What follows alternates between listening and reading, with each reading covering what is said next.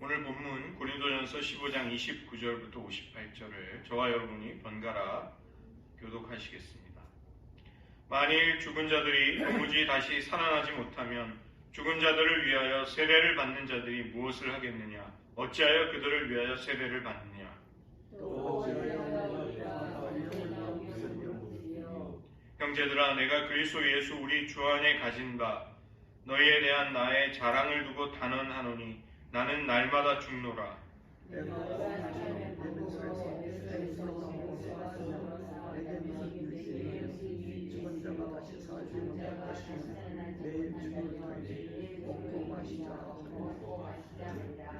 속지 말라. 악한 동무들은 선한 행실을 더럽히나니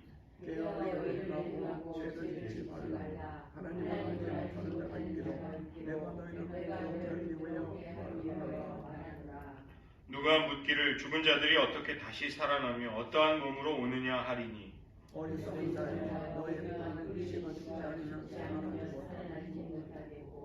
또 뇌가 뿌리는 것은 장래의 형체를 뿌리는 것이 아니요 다만 밀이나 다른 것의 알맹이뿐이로되 하나님은 그 뜻대로 저에게 형체를 주시되 각 존재에게 그 형체를 주시느니라. 육체는 다 같은 육체가 아니니 하나는 사람의 육체요 하나는 짐승의 육체요 하나는 새의 육체요 하나는 물고기의 육체라. 하늘에 속한 육체도 있고 땅에 속한 형체도 있으나 하늘에 속한 자의 영광이 따로 있고 땅에 속한 자의 영광이 따로 있으니 해의 영광이 다르고 달의 영광이 다르며 별의 영광도 다른데 별과 별의 영광이 다르도다. 죽은 자의 부활도 이와 같으니 썩을 것으로 심고 썩지 아니할 것으로 다시 살며 욕된 것으로 심고 영광스러운 것으로 다시 살아나며 약한 것으로 심고 강한 것으로 다시 살아나며 육의 몸으로 심고 신령한 몸으로 다시 살아나니 육의 몸이 있은즉 또 신령한 몸이 있느니라. 기록된 바 첫사람 아담은 생령이 되었다 함과 같이 마지막 아담은 살려주는 영이 되었나니 그러나 먼저는 신령자가 아니요 여기 있는 자요 그 다음에는 신령한 자니라. 첫사람은 땅에서 났으니 흙에 속한 자이거니와 둘째 사람은 하늘에서 나셨느니라. 물은 흙에 속한 자는 저 위에 속한 자들과 같고 물은 하늘에 속한 자는 하늘에 속한 자들과 같으니 우리가 흙에 속한 자의 형상을 입은 것 같이 또한 하늘에 속한 이의 형상을 입으리라. 형제들아, 내가 이것을 말하노니 흙과 입은 하나님의 나라를 유혹으로 받을 수 없고 또한 썩은 것은 썩지 않은 것을 유혹으로 받지 못하느니라. 보라, 내가 너희에게 비밀을 말하노니 우리가 다 잠잘 것이 아니요 마지막 나팔에 순식간에 호련히 다 변화되리니 나팔 소리는 죽은 자들이 썩지 않은 것으로 다시 살고 우리도 변화하리라. 이 썩을 것이 반드시 썩지 아니할 것을 입겠고 이 죽을 것이 죽지 아니함을 입으리로다. 이 썩을 것이 썩지 않음을 입고 이 죽을 것이 죽지 않음을 입을 때에 사망이 힘이 삼킨 것이 되고 그렇게 되리라. 사망아, 너의 승리가 어디 있느냐? 사망아, 내가 쏘는 것이 어디 있느냐? 사망이 쏘는 것은 죄의 권능은 율법이라. 우리 주 예수 그리스도로 말미암아 우리에게 승리를 주시는 하나님께 감사하노니 그러므로 내 사랑하는 형제들아, 견실하며 흔들리지 말며 항상 주의 일에 더욱 힘쓰는 자들이 되라. 이는 너희 수고가 주 안에서 헛되지 않은 줄 알미라. 기도하시겠습니다. 하나님, 이 시간 저희들 부활의 산 소망을 굳게 붙들고 그 부활의 능력으로 우리의 모든 고난과 불신앙을 능히 이기며 하나님께 영광 돌리는 아름다운 삶을 온전히 살아가도록 은혜와 사랑으로 저희들을 주장하여 주시옵소서. 모든 말씀 예수님의 이름으로 기도드립니다.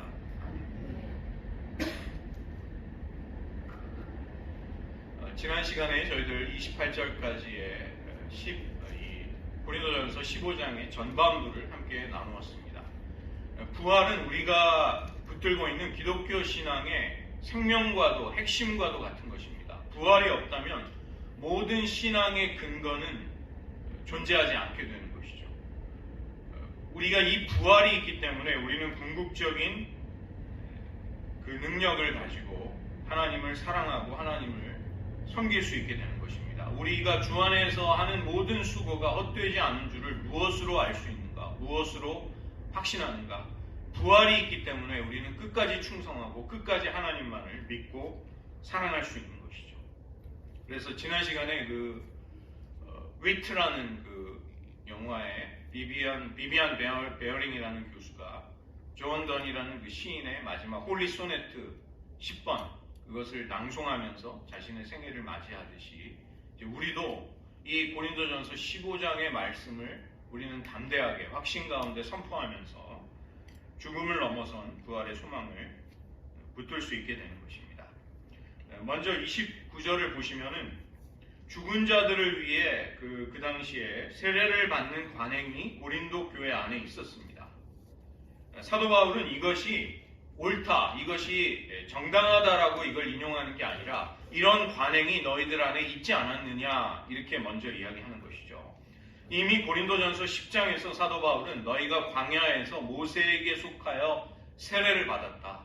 너희가 광야에서 만나를 먹었고 생수에서 터져나오는 반석에서 터져나오는 생수를 마시지 않았느냐. 그것은 성례전, 성찬식에서의 떡과 포도주와 같은 것이다. 왜냐하면 너희들을 뒤따라왔던 그 생수를 터뜨리는 그 반석이 사실은 실상은 그리스도이셨기 때문이다. 구원의 반석이신 그리스도가 하나님의 백성을 추격해 오셨다. 사도 바울은 그렇게 이제 그 구약을 그리스도론적으로 해석을 해주는 것이죠. 사도 바울은 이 이스라엘이 광야 체험을 한 것은 성례전적인 체험이었다. 세례와 성찬에 참여하는 체험이었다. 이렇게 말하는 것입니다. 그런데 문제는 지금 고린도 교회 교인들 중에 일부가 고인이 된 이미 죽은 사람들을 위해서 그들의 구원의 몫을 챙겨주기 위해서 확보해주기 위해서 세례를 받는 사람들이 있었다는 것입니다. 사도 바울은 이런 관행, 이렇게 벌어지는 일들이 인정받을 만하다, 옳다 이렇게 말하는 것이 아니라 그 관행 자체를 지금 언급하고 있는 것이죠. 너희들 이런 일까지 하지 않았느냐. 그런데 만약에 죽은 자의 부활을 믿지 못한다면, 죽은 자의 부활이 없다면 너희들이 심지어 죽은 사람들을 위해 세례를 받는 것까지 하는 너희들의 그런 행동들이 무슨 근거가, 무슨 의미가 있겠느냐. 이렇게 되묻고 있는 것이죠. 죽은 자들을 위해 세례를 받는 것은 사실 옳지 않은 것입니다. 마틴 루터가 종교개혁의 기치를 걸기 위해서 비텐베르크 성당 문에다가 49개 조항의 개혁안을 발표했습니다. 그 당시에 베드로 대성당을 건축할 때 그 성당의 건축을 위한 기부금을 그 통에, 성전 통에 헌금함에 넣으면 그 동전이 땡그랑 하고 떨어지는 소리와 함께 여러분이 기도하고 있던, 연옥에 있던 사랑하는 사람들의 영혼이 천국으로 옮겨갈 것입니다. 이렇게 가르쳤죠. 완전히 말도 안 되는, 복음의 진리와 완전히 배치되는 말도 안 되는 헛소리였습니다. 오직 예수님의 대속의 고난과 죽음 그리고 부활만이 우리에게 구원을 가져다 주기 때문에 대신 세례를 받는다. 이것은 말도 안 되는 것이죠. 그러나 사도 바울은 심지어 그런 관행까지 있지 않느냐. 너희가 왜 죽은 자들을 위해 세례를 받는 그런 말도 안 되는 일까지 행하느냐. 죽은 자의 부활을 믿기 때문이 아니냐. 죽은 자의 부활이 없다면 너희들이 행하는 그런 말도 안 되는 행동조차도 근거를 잃어버리게 된다. 이렇게 말하는 것이죠. 사도 바울은 32절에 보면 원형 경기장에서 맹수와 싸우는 체험을 했노라 이렇게 말하는데 실제로 그런 일을 했다는 것을 말하는 것이 아니라 신앙의 진리를 수호하기 위해서 정말 생명을 건 어려운 대결을, 어려운 고난을 나는 감내하였다. 나는 날마다 죽음을 직면하는 그 정도의 삶을 살았다. 왜 그런가? 이 부활의 진리를 굳건히 지키기 위해서, 십자가의 진리를 붙들기 위해서 나는 그렇게 했다. 이렇게 말하는 것입니다. 그런데 문제는 죽은 자의 부활이 없게 된다면 모든 소망이 사라지는 것입니다. 내세의 소망, 이것이 존재할 수가 없는 것이죠.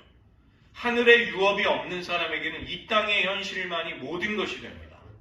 제가 중국에 이제 신신학대학원 때 1년간 훈련을 받느라고 있었는데 여러분 아마 지금도 여러분도 보셨을 것 같아요. 중국 사람들은 그 복복자를 빨간색 종이 위에 거꾸로 써서 붙입니다. 그거를 중국어로 푸따오라고, 푸가 복이란 뜻이고 이제 따오가 뒤집어 놓는다, 거꾸로 세워 놓는다는 뜻이거든요.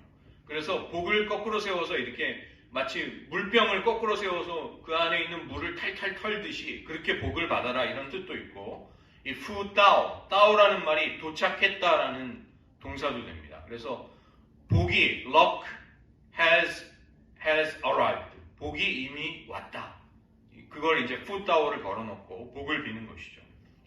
이 공산주의가 유물론 철학에 기반을 하기 때문에 중국 사람들을 보면 끔찍할 정도로 이 물질주의적이고 현세의 복만을 추구합니다. 예수 믿지 않는 보통 중국 사람들. 그들에게는 부유함과 권력과 명예와 쾌락 외에는 소원이 없어요. 제가 이제 저에게 중국어를 가르쳐 주던 대학원생이 2명 있었는데, 하루는 그 중에 한 명은 남학생이고 한 명은 여학생이었는데, 그 여학생이 이야기하기를 자기 친한 친구가 제가 그 당시 연길시에 머무르고 있었거든요. 중국의 연길시. 근데 그 연길시의 2인자, 그 권력 서열상 2번째 뭐 부시장 정도 되겠죠. 근데 대부분 그 정도 되면 다 공산당원입니다. 그 부시장 정도 되는 그 사람과 자기 친구가 불륜을 저지르고 있다는 거예요. 그리고 자기에게도 그런 굉장한 고위 권력자들이 유혹을 한대요. 자기랑 만나자, 자기랑 은밀하게 교제를 하자. 근데 물론 그런 사람들은 다 유부남이죠. 그런 자기도 유혹을 받고 있다고 그 여학생이 이야기를 해서 제가 그 여학생에게 그런 이야기를 했습니다. 네가 만약에 그 사람과 교제를 한다면 네가 그 사람의 아내를 대체하는 사람이 될 수 있느냐? 너의 인격의 가치가 남을 대신하는 사람이냐 아니냐 한번 생각해봐라. 그 여학생이 이제 그 말의 의미를 잘 알아듣고 다행히 그 여학생은 그런 불륜의 유혹에 빠지지 않는 모습을 봤습니다. 제가 이제 그 사건을 사무실에 돌아와서, 제가 있던 학교에 사무실에 돌아와서 거기 조선족 처녀가 사무원으로 있었거든요. 그래서 이제 서로 친밀하게 알고 지내는 사이였기 때문에 이제 그런 일이 있었다. 나한테 중국어를 가르쳐주는 대학원생에게서 그런 이야기를 들었다 그러니까 그 조선족 처녀가 뭐라고 하냐면, 아니 매춘을 하는 것이 뭐가 잘못입니까? 그 사람에게는 그 사람 나름대로의 사정이 있는 겁니다. 얼마나 절박하면 혹은 어떤 나름의 주관이 있기 때문에 그런 일을 하는데 그것을 왜 네가 왈가왈부하느냐, 판단하느냐 이렇게 이야기를 하더라고요. 저는 깜짝 놀랐습니다. 그냥 20대 그냥 생기발랄한 그런 젊은이였어요. 다행히 이제 그 처녀를 다른 선교사님이 잘 전도해가지고 나중에 이제 세례도 받고 신앙생활하는 모습을 볼 수는 있었습니다. 이 부활을 부정하는 세계 속에서는 좋은 행실이 사라집니다. 명예나 존귀함과 인격의 가치를 왜 지켜야 합니까? 부활이 없는데. 그런 근거가 없는 것이죠. 그 때문에 악한 동무들이 너희를 속이지 않도록 조심해라. 깨어서 의를 행하면서 죄를 짓지 말아라. 이렇게 당부하고 있습니다. 왜 그렇게 해야 하는가? 부활이 있기 때문이다. 부활해서 너희들이 이제 장차 부활해서 영원한 하나님 앞에 서야 하기 때문에 그런 속임수에 넘어가서는 안 된다. 15장 58절의 그 마지막 구절도 그러므로라고 시작하죠. 그러므로라는 것은 이제 부활이 확실하기 때문에, 부활이 있기 때문에 마땅히 이렇게 살아야 합니다. 그러므로 이렇게 살아야 합니다. 우리의 윤리적인 삶의 근거는 부활에 있는 것이죠. 부활이 없다면 우리가 하나님을 섬기고 양심적으로 살고 의를 추구하고 이럴 모든 근거가 사라지는 것입니다. 부활이 있기 때문에 그러므로 이렇게 사십시오. 바울은 마지막 그렇게 권면해주고 있는 것입니다. 두 번째로 우리가 부활의 때 어떤 몸을 가지게 될 것인가, 이것을 35절부터 49절이 이야기해주고 있는 것이죠. 우리가 지금 가지고 있는 몸은, 지금 여러분과 제가 가지고 있는 이 몸이 있죠. 이 몸은 지금 가지고 있는 현재 형체입니다. 그런데 이것은 장차 우리가 하나님께로부터 받게 될 장래, 미래의 형체가 있다는 것입니다. 이 땅의 모든 생물들은 하나님이 그것에 맞추어서 우리에게 입혀주시는 형체, 몸을 가지고 있는 것이죠. 그런데 보면 그 몸이 동일하지가 않습니다. 생물의 종류마다 다르고 또 생물의 성장의 단계마다 생명의 단계마다 다른 형태의 몸을 하나님이 우리에게 주신다는 것을 사도 바울이 먼저 이야기하는 것이죠. 35절을 보시면 도대체 부활이 어떤 것입니까? 이렇게 묻는다는 것은 몸의 부활을 믿지 못하기 때문에 지금 묻고 있는 것입니다. 고린도 교회 교인들은 몸의 부활이 무엇인지를 제대로 깨닫지 못하고 그걸 또 믿지도 못하기 때문에 그럼 장차 도대체 부활한다는 게 뭡니까? 이렇게 질문하고 있죠. 사도 바울의 답변은 하나님의 창조 세계를 보라는 것입니다. 생물마다 다양한 몸, 그 형체를 입게 되는데 그 형체는 변화한다. 이렇게 말하는 것이죠.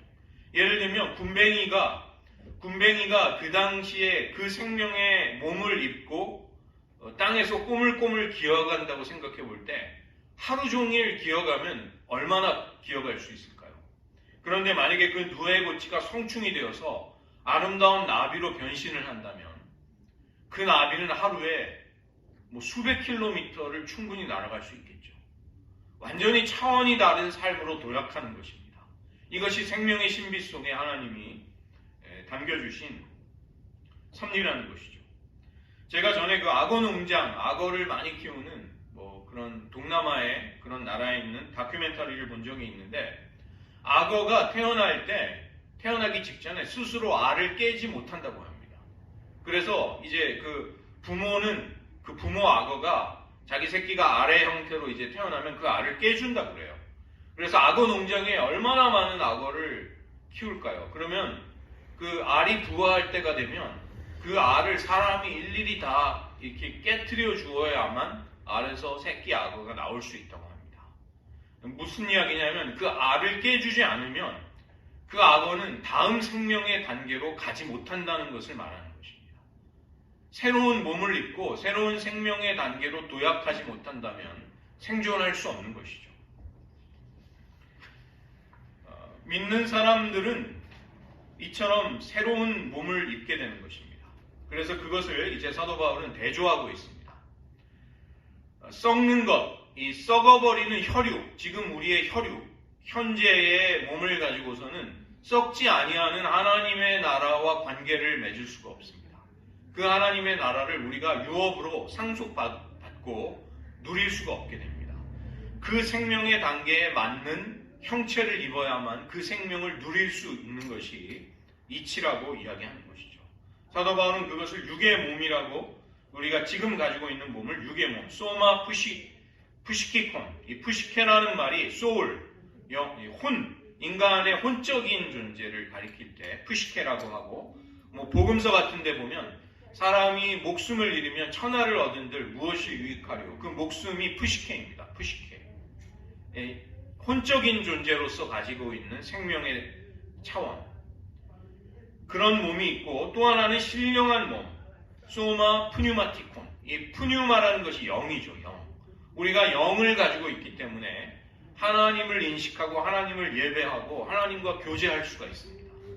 영의 몸을 받게 된다. 그래서 첫사람 아담은 생명이 되었다. 이 생명이라는 말이 살아있는 푸시케. 아담을 보아라. 창세기의 아담은 살아있는 존재, 그 코에 생기를 불어넣으시니까 생명이 된지라. 그게 살아있는 푸시케가 되었다는 뜻입니다. 그런데 마지막 아담은 생명을 주시는 영이시다.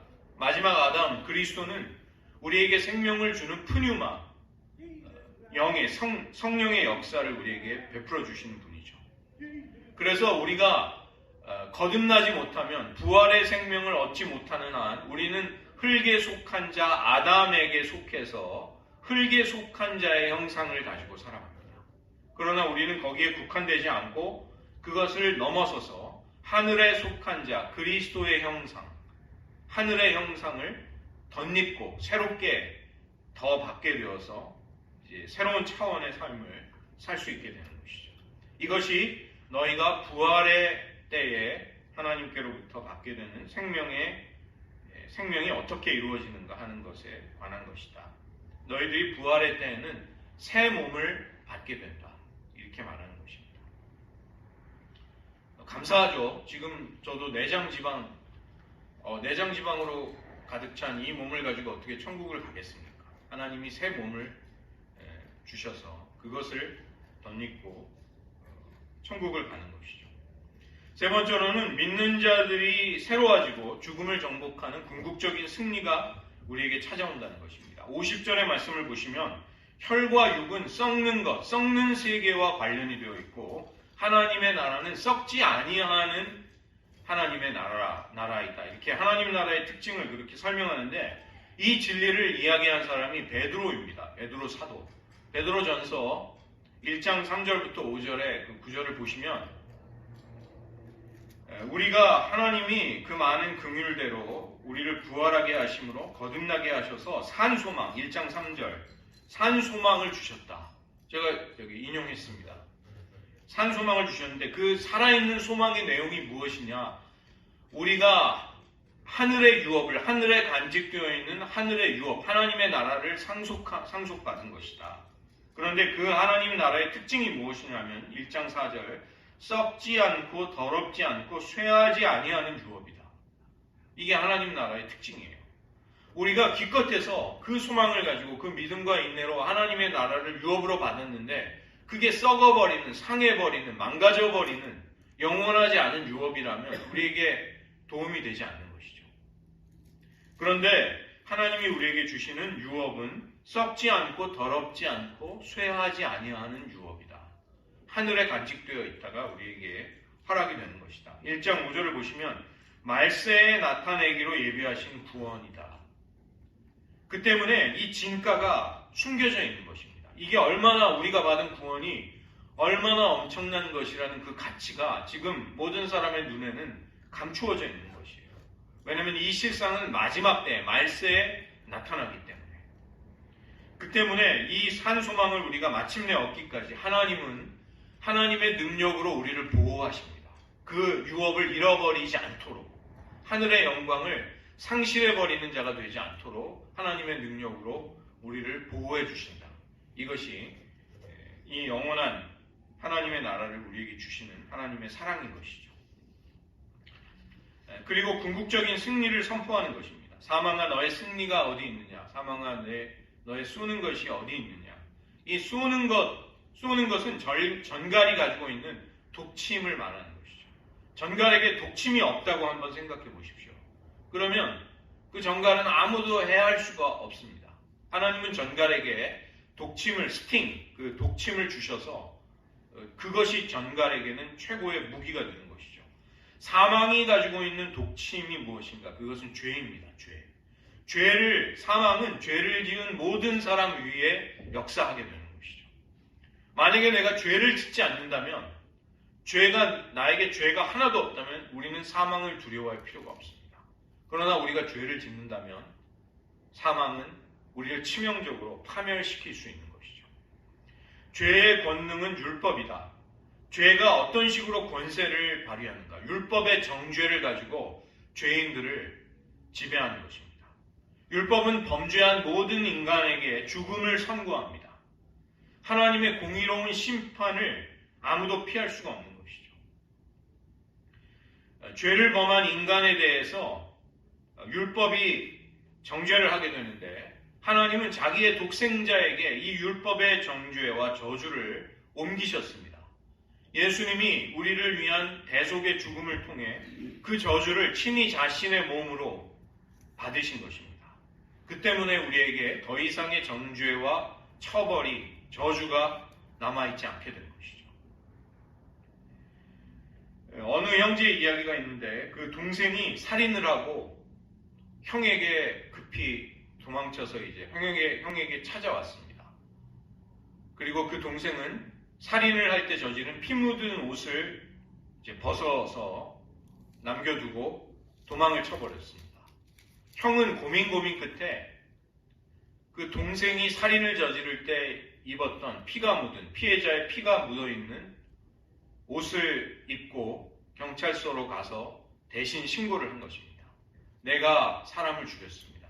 이 피가 바로 그 피해자의 DNA가 있는 증거물입니다. 그 때문에 그 형이 이제 진범이라고 판결을 받고 사형이 집행이 된 거예요. 동생이 나중에 죽은 형의 죽음을 나중에 뒤늦게 알고 통곡했다고 합니다. 물론 이 이야기에 이제 어떤 엄밀한 정의가 무엇이냐 하는 문제가 따르죠. 왜 죄를 범한 게 동생인데 형이 죽는 것이 과연 죄를 속죄할 수 있는가? 그러니까 그런 정밀한 잣대를 들이대고 논리를 가지고 이 이야기를 우리가 볼 것이 아니라 여기서 이제 초점은 형의 대속의 죽음을 말하는 것이죠. 형의 죽음이라는 것은 동생의 죄악을 대신 떠안는 희생적인 죽음이었음을 말하는 것입니다. 예수님의 죽음이 그런 성격을 가지고 있는 것입니다. 예수님의 부활은 그 부활이 첫 열매가 되어서 모든 신자에게 부활을 가져오게 됩니다. 예수님은 부활의 첫 열매가 되셨다. 그 때문에 우리의 구원의 완성이자 절정은 예수님의 부활처럼 우리의 몸이 부활하는 것입니다. 또 하나는 무엇을 심느냐 하는 문제가 있죠. 오늘 본문 43절과 44절을 보시면 올바른 것을 제대로 심을 때 영원하고 의미 있는 것을 거둘 수 있게 됩니다. 그 때문에 부활은 우리가 어떠한 삶을 살아가야 할지를 결정할 수 있게 되는 것이죠. 욕된 것으로 심는다면 욕된 것으로 심지만 영광스러운 것으로 다시 살아나 거두게 됩니다. 약한 것을 심을지라도 강한 것을 거둘 수 있게 되고 44절 육의 몸으로 심고 신령한 몸으로 살아나게 되는 것이죠. 갈라디아서 6장 7절과 8절을 보시면 스스로 속이지 말라. 하나님은 업신여김을 받지 아니하시나니 사람이 무엇으로 심든지 그대로 거두리라. 자기의 육체를 위하여 심는 자는 육체로부터 썩어질 것을 거두고 성령을 위하여 심는 자는 성령으로부터 영생을 거두게 된다. 이렇게 말씀하고 있습니다. 우리가 무엇을 심느냐, 무엇을 추구하느냐, 그것이 궁극적으로 우리가 거두게 될 것을 결정짓게 될 것입니다. 우리는 지금 욕된 것, 불완전한 것, 썩어질 것, 육의 몸을 심죠. 이 육의 몸을 가지고서, 이 썩어질 육체를 가지고서도 열심히 하나님을 섬기고 하나님을 사랑하는 것입니다. 그리스도께서 주신 복음을 붙들고 살아가는 것이죠. 그러면 우리는 썩지 아니할 영광스러운 새로운 몸을 거두게 됩니다. 그런데 우리가 만약 부활의 소망을 놓친 채로 어떠한 부활에 대한 소망과 믿음도 없이 살게 된다면 우리는 마지막에 썩어질 것을 거두게 됩니다. 즉 부활의 몸을 받지 못한다는 것을 말하는 것이죠. 그 때문에 단지 심는 것이 중요한 것이 아니라 어떤 것을 심느냐가 결정적으로 중요한 문제가 됩니다. 우리가 흔히들 이렇게 이야기합니다. 그냥 인생 별거 있어. 그냥 사는 거지. 다 사는 거지. 그 말이 맞는 말이 아니라는 것입니다. 부활의 몸으로 우리가 다시 사는 결정적인 변화가 있어야 우리는 썩지 않는 하나님의 세계를, 하나님의 나라를 상속받고 그 유업을 생명으로 누릴 수 있는 사람들이 될 수 있는 것이죠. 첫사람 아담은 단지 생명을 가진 푸시케, 혼적인 존재였습니다. 땅에서 나서 이 땅의 삶을 살다가 땅에서 그냥 죽는 것으로 죽음의 숙명을 피하지 못한 채로 죽음의 권세에 패배당하는 삶이 이 땅에 속한 사람들의 삶의 방식인 것이죠. 그러나 우리에게 생명을 주시는 영이신 마지막 아담, 그리스도에게 우리가 속하게 될 때 우리는 하늘에 속하신 그리스도의 형상을 입게 됩니다. 우리는 그 형상을 가지고서 혈과 육이 관계를 맺을 수 없는 썩지 않는 하나님의 세계를 맛보고 누릴 수 있게 되는 것입니다.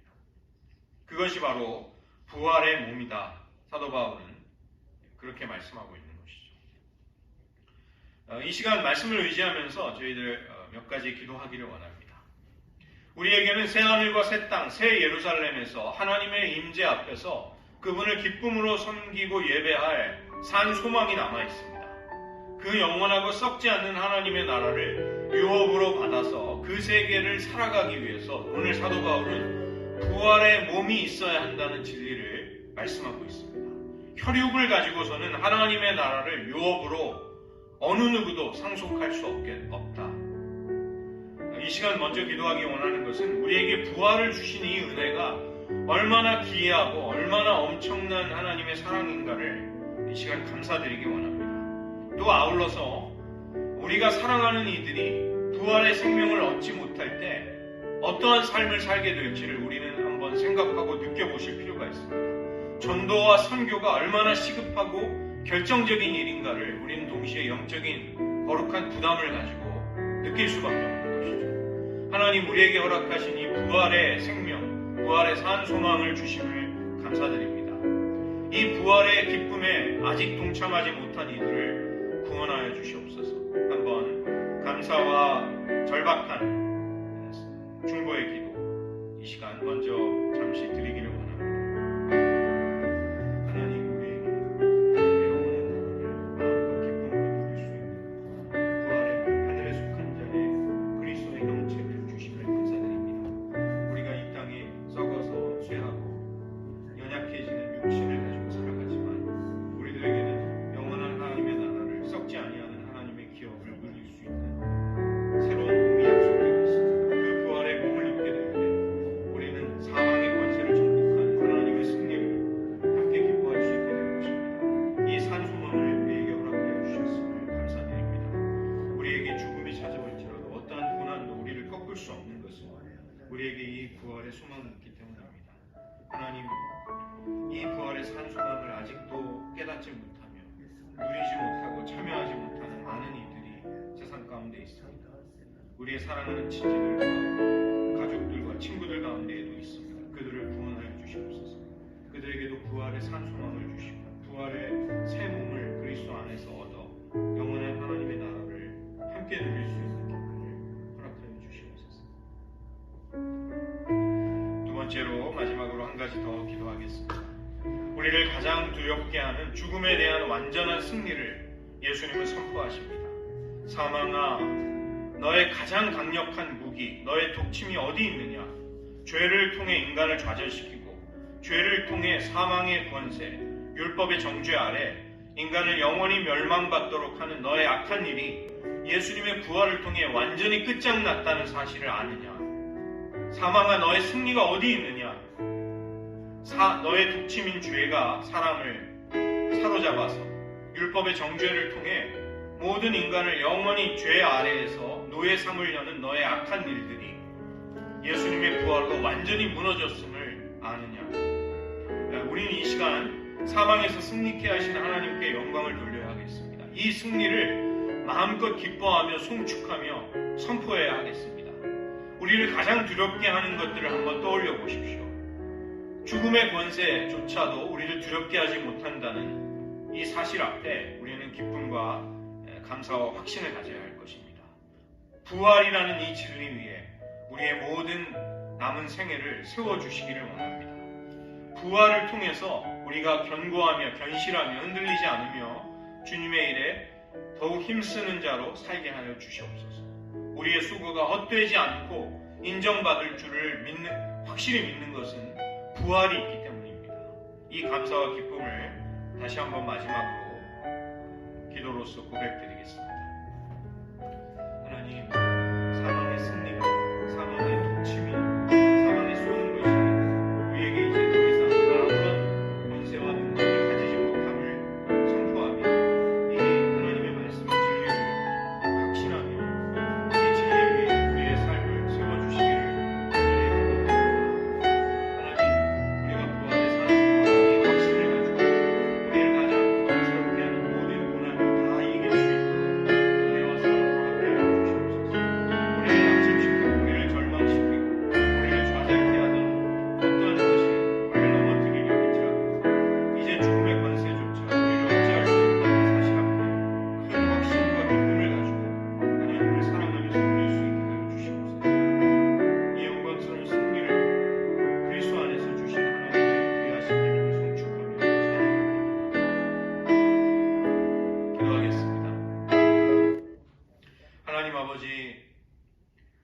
사도 바울의 가르침과 동일하게 사망을 향해 죽음의 권세 앞에서 어떠한 두려움도 가지지 않고 담대하게 승리를 선포할 수 있게 하심을 주님께 감사드립니다. 사망아, 너의 승리가 어디 있느냐? 사망아, 너의 치명적인 독침이 어디 있느냐? 우리는 사망의 권세 앞에서도 두려워하지 않을 수 있게 되었습니다. 우리의 인생에 우리를 좌절케 하고 우리를 낙심시키던 어떤 고난도 우리를 무너뜨리거나 우리를 거꾸러뜨릴 수 없음은 우리에게 부활의 산 소망이 있기 때문임을 확신합니다. 하나님, 이 확신 붙들고 살아가게 하여 주시옵소서. 우리가 이 부활의 소망을 붙들고 있기에 흔들리지 아니하고 견고하여서 주님의 일에 항상 힘쓰는 자로 우리들의 생애를 살아갈 수 있게 하여 주시옵소서. 하나님을 섬기기 위해 수고했던 우리의 모든 수고와 헌신이 수포로 돌아가거나 무의미하게 끝나지 않을 것을 우리가 확신할 수 있는 것은 부활이 있기 때문임을 굳게 믿습니다. 부활의 때에 우리가 주님을 섬기고 사랑했던 것을 인정받을 수 있는 그런 삶을 오늘 하루도 살아가게 하여 주시옵소서. 육체를 위해 썩어질 것을 거두다가 썩어질 것을 수확하는 자들이 아니라 성령을 위해 영원한 소망을 가지고 하나님을 섬기는 아름다운 삶을 심음으로 마지막 때에 모두 다 영생을 거두어 그 영생을 마음껏 기쁨으로 누릴 수 있는 그 자리에 우리 모두 들어가게 하여 주시옵소서. 모든 말씀 예수님의 이름으로 기도드립니다. 아멘.